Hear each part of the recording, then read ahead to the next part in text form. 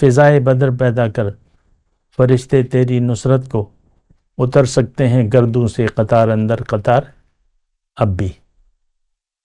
بدر کی فضا کہ آپ تیار ہوں اور مال و جان کا نذرانہ پیش کرنے کے لیے تیار ہوں، اور پھر جو ہے مقابلہ کرنے کے لیے تیار ہوں، تو پھر اللہ کی مدد آتی ہے۔ اسی طرح آج بھی جو بھی مصیبت آتی ہے، ایک تو آپ کو تیار رہنا چاہیے۔ ہر قسم کی تکلیف آتی ہے، میں نے آپ کو کہا، تو آپ کو تیار رہنا چاہیے۔ آپ کو بوجھ نہیں لگنا چاہیے، یہ کیا ہو گیا، یہ کیا ہو گیا، یہ کیا ہو رہا ہے، نہیں، سارے حالات تو اللہ تعالیٰ کے قابو میں ہیں، آپ اللہ تعالیٰ کے اختیار میں ہیں، آپ یعنی اللہ تعالیٰ آپ کی ذاتی زندگی کو دیکھ رہا ہے، کیونکہ وہ تو علیم خبیر ہے۔ اللہ اکبر، اللہ اکبر، اللہ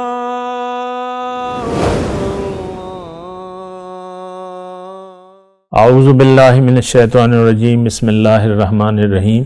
اللہم صلی علی سیدنا محمد معدن الجود والکرم وآلہ وسلم۔ سامعین و ناظرین اکرام، السلام علیکم ورحمۃ اللہ وبرکاتہ۔ آج کا ہمارا موضوع صبر کا پھل ہے۔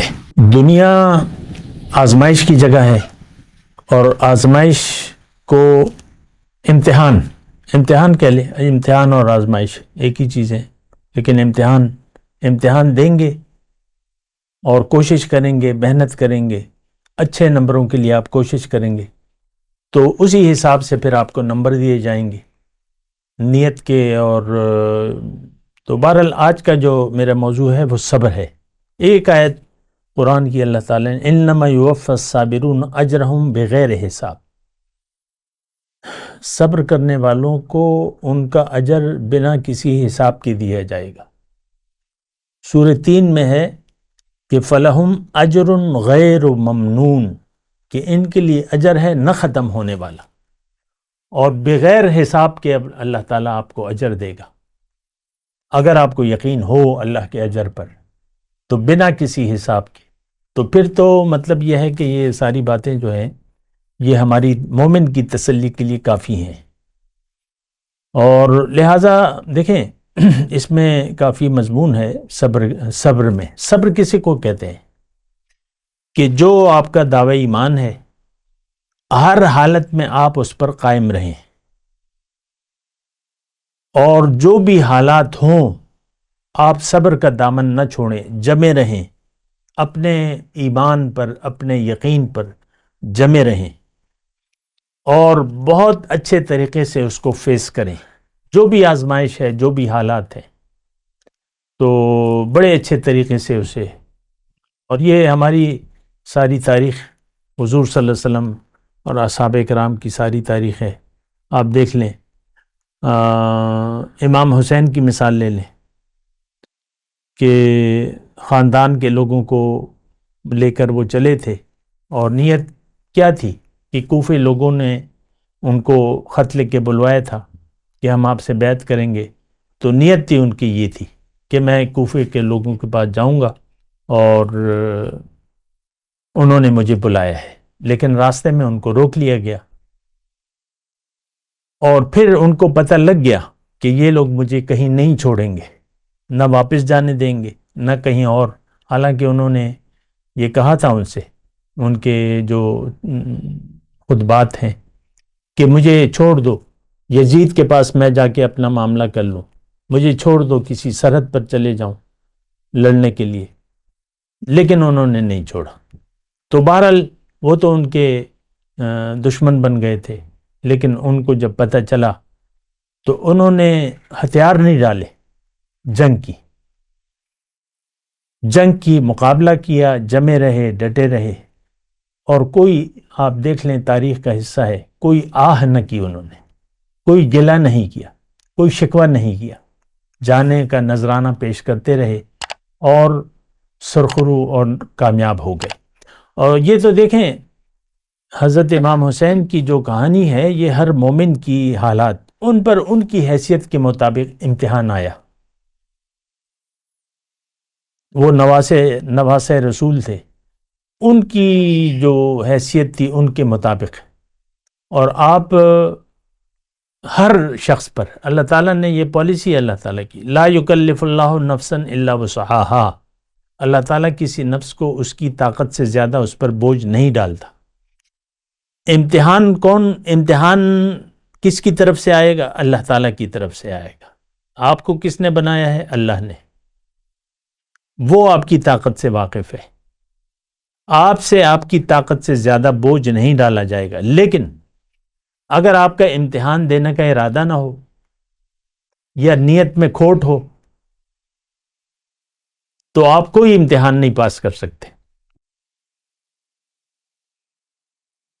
پھر نیت میں، چونکہ نیت میں فطور ہے، نیت سچی نہیں ہے، ارادہ ٹھیک نہیں ہے، تو آپ تو کوئی امتحان بھی نہیں پاس کرتے۔ معمولی بھی آپ مصیبت آئے گی آپ پریشان ہو جائیں گے، کیونکہ آپ کی نیت تو ہے نہیں امتحان دینے کی۔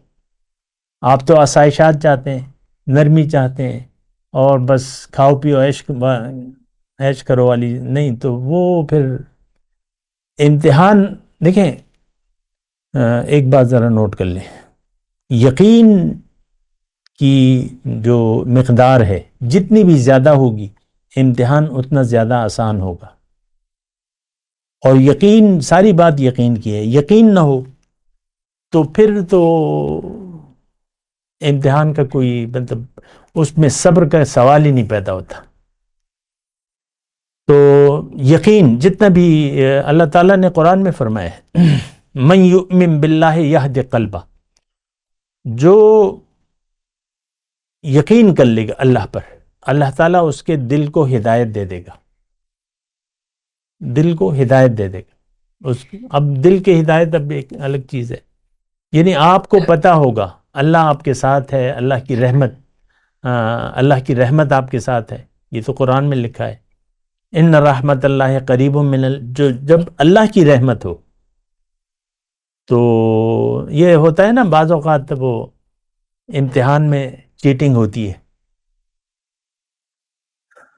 تو ہم جب ابھی بھی یہی ہے، جب امتحان ہوتا ہے حال، تو لڑکے کہتے ہیں، پوچھتے ہیں کہ بھئی حال کیسا تھا ایک دوسرے سے، وہ کہتے ہیں بڑا سخت تھا،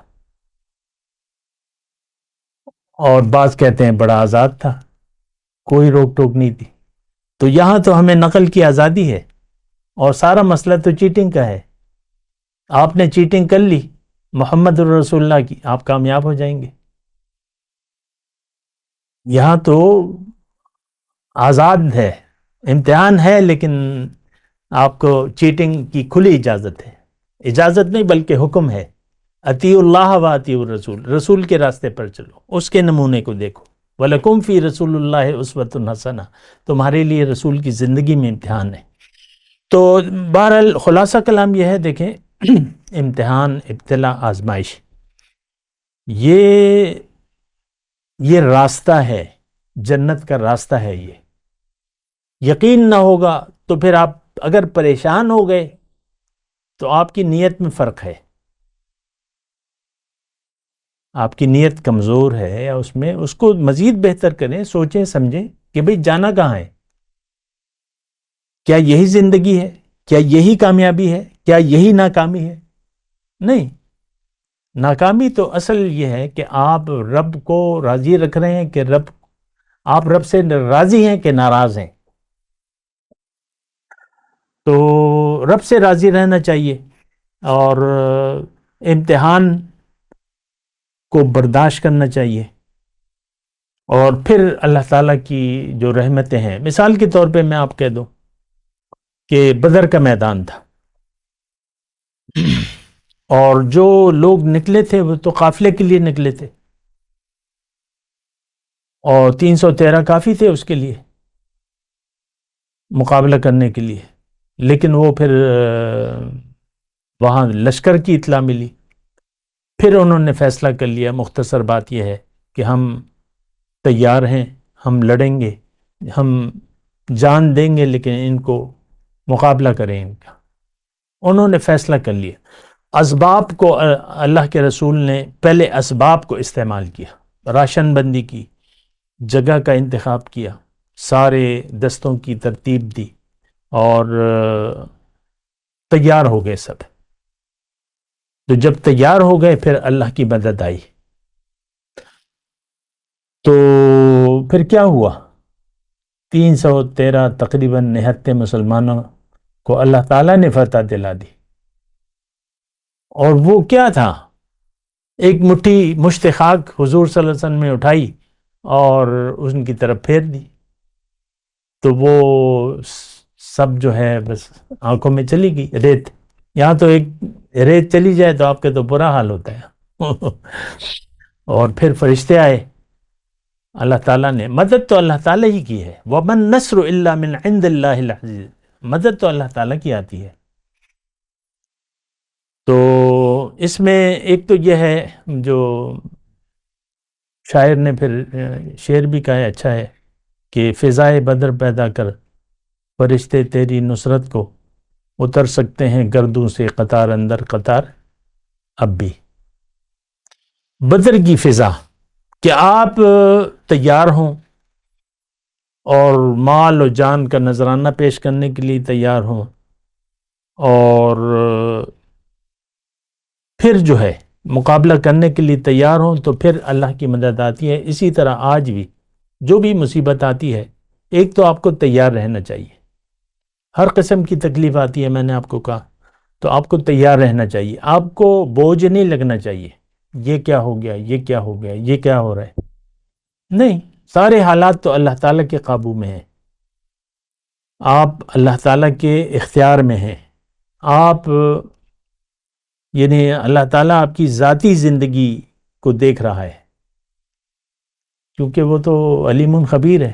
تو اللہ کی رحمت جب آپ کے وہ رحمان بابا نے کہا ہے نا کہ خدے در سر مل نبی رحمانہ کہ لخکر در سری یک تنہا ہے. لیکن اللہ کی رحمت اگر آپ کے ساتھ ہو تو کوئی مصیبت رہتی نہیں ہے. مصیبت راحت بدل جاتی ہے. اور میں آپ کو مثال دوں غزوہ احزاب کی جسے آپ جنگ خندق بھی کہتے ہیں نا. تو اس میں کیا تھا؟ 10,000 کا لشکر مسلح جس کا مقابلہ وہ بظاہر نہیں کر سکتے تھے تو خندق کھودی گئی. فیصلہ ہوا. اب یہ بھی ہو سکتا ہے کہ بھئی خندق کی کیا ضرورت ہے تو لیکن تجاویز آئیں، اسباب تھے نا، اسباب تلاش کیے. خندق کھودی گئی، حضور نے خود اس میں حصہ لیا. تو ان کے لیے یہ چیز نہیں تھی مشرکین مکہ کے لیے. تو وہ آگے بس ڈیر ہو گئے، وہاں دھرنا دے دیا 1 مہینے تک. تو پھر اس میں تکالیف آئیں اور ہم نے تو کبھی بھی پیٹ پہ پتھر نہیں باندھا بھوک کی وجہ سے. ہم تو چٹورے ہیں. تو ایک صحابی تھے انہوں نے کچھ کہا نہیں لیکن قمیض اٹھا کے دکھائی بھوک کی نا.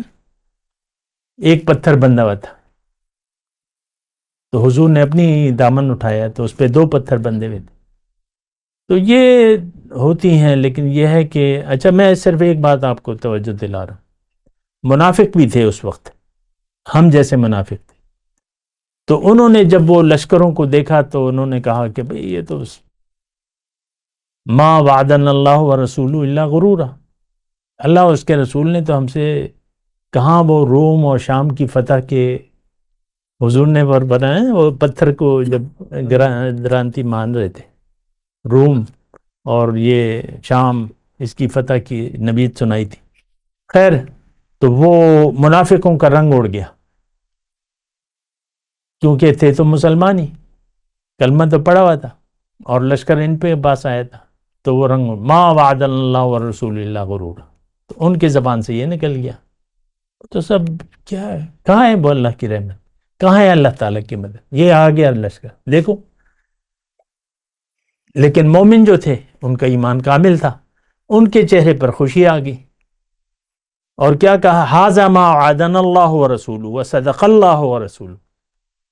یہ ہے وہ جس کا اللہ تعالیٰ نے ہمیں وعدہ فرمایا تھا کہ میں تمہیں امتحان میں ڈالوں گا، آزمائش ہوگی مال اور جان کی، اور اللہ تعالیٰ اور اس کے رسول نے سچ کہا تھا۔ تو یہ دیکھیں حالات ہیں، اور خلاصہ کلام یہ ہے کہ یقین پر زور دیں، دنیا میں ایک یقین کے مطابق زندگی گزاریں۔